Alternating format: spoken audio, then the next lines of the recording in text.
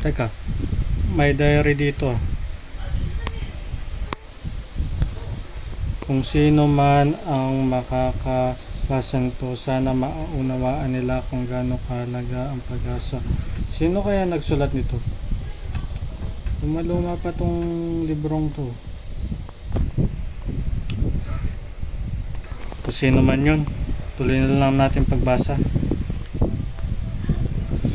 Lumang-luma pa tong librong to. Ngayong taon ay pagbabago. Di ko alam kung ano mangyayari bukas, pero sana maayos. Wala ako sa taong ito, pero ramdam na ramdam ko yung bigat ng nagsulat nito. Ano pa to? Lahat ng mababasa nyo, kung sino man kayo, ay ito ay nakasulat sa librong ito kasi wala na kami, nilusob na kami ng mga isang pulis. Maraming kapulisan ang hindi sumasang-ayon sa pamahalaan. Anong nangyari dito sa librong to? Grabe. 1986 to, pero grabe pala yung nangyari dito. Ito, may isa pa oh. Ang lahat ng mangyayari ay nangyayari talaga. Kahit anong pilit mong baguhin, hindi ito magbabago. Kinikilibutan ako.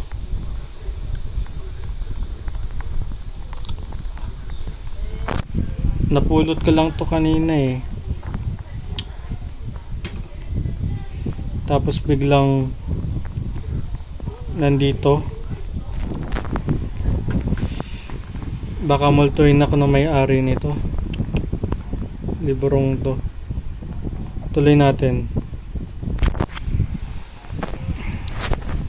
Hindi ko gustong isulat ang mga gusto kong sabihin dito, pero pinapangunahan ako ng takot dahil sa sobrang tindi na nangyari sa amin noong 1972 hanggang 1981. Lahat ng mga pamilya namin ay pinarusahan, pinatay at kinulong. Isa rin po ako sa mga biktima ng batas militar. Hindi ko nga po maintindihan kung bakit nangyari po sa akin ito. Basta po bigla na lang po akong bigla na lang akong dinukot ng mga tauhan ng Pangulo. Kung sino man ang nakakabasa nito, sana wag kayong mawalan ng pag-asang magsabi ng totoo. Ang haba ng sinabi niya. Buti na babasa ko. Isinulat ko ito para sabihin na napatalsik na namin ang Pangulo at ang kanyang pamilya nung nagkaroon ng People Power 1986 sa EDSA Revolusyonaryo. Hindi ko po maipapangalanan kung sino po ang naging Pangulo namin o kaya presidente, pero babae po siya. Sumusuporta po kami sa kanya dahil po sa pagkamatay ng asawa niya noong 1983. Doon po kami kumilos. kinumbinsi po namin siya na tumakbo bilang presidente laban sa presidente naming diktador, at tinanggap niya naman po yung nangyaring yon, na tatakbo siya. Marami pong sumusuporta sa kanya, pero mas marami pa pong sumusuporta sa Pangulo. Kaya po gumawa po kami ng paraan na mapaalis siya sa palasyo ng Malacanang.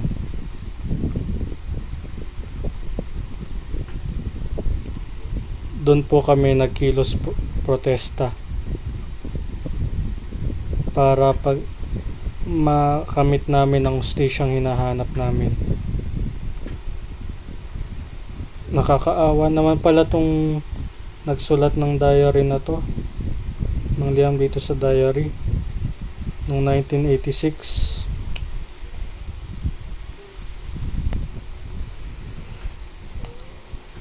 Nung una naman po, maayos naman po ang pamamalakad ng Pangulo simula 1965 hanggang 1969. Pero nung muli po siyang tumakbo, nagbago po ang pananaw niya, ang paraan niya ng pamumuno.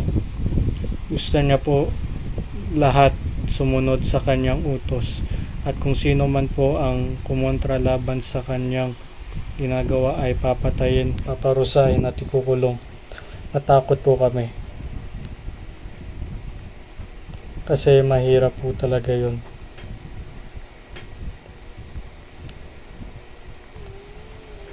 Kaya sinusubukan po namin. Nung una po hindi po namin pinansin na ganun, kaya tinuloy po namin yung mga ayaw ng Pangulo hanggang sa nahuli po kami. Wala pong araw na hindi po namin pinagsisihan ang ginawa namin.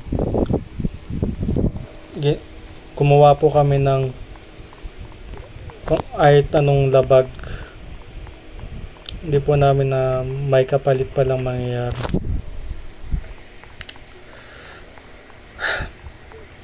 Kung sino ka mang nagsulat dito sa lumang diary ng 1986, sana payapa ka na ngayon. Grabe yung kwentong isinulat mo dito, makatotohanan talaga. Pero itong diary mo, hindi ko to itatapon. Aalagaan ko to. Basta ako na bahala. Hindi ko sayangin ang pagkakataon na binigay mo para sa akin. Kaya nga ako nakapulot ito kasi kung ibang nakapulot ng diary na to na sa taong yan na 1986, wala na. Hindi niya ito babasahin. Siguro ang gagawin niya, susunugin niya. Mahirap naman yun. Ako hindi ko susunugin. Papahalagaan ko talaga tong diary na to ng 1986. Basta ako nagagawa ng paraan. Dito nangyari yung mga trahedya noong 1986. Ang saklap. Maraming nagprotesta dito.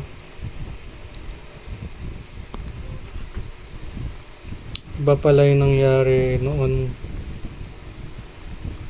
Kahit dito pinapahirapan nila, tinotorture.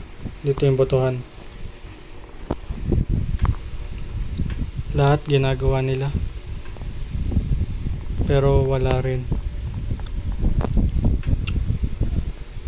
Pero masaya ako ngayon kasi yung bansa natin tuluyan ng umunlad.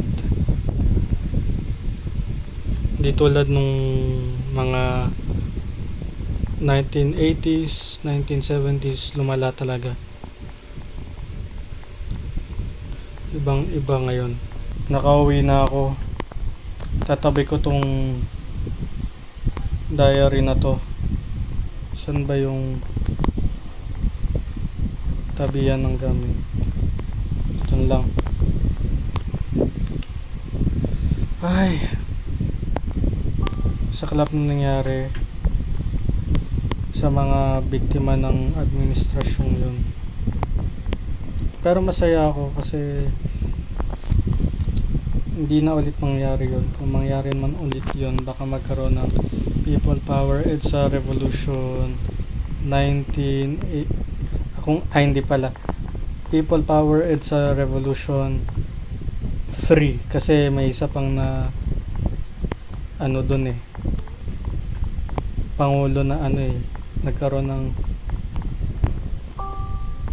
EDSA revolution dahil sa mga katiwalian niyang ginagawa. Pero sana naman hindi na mangyari.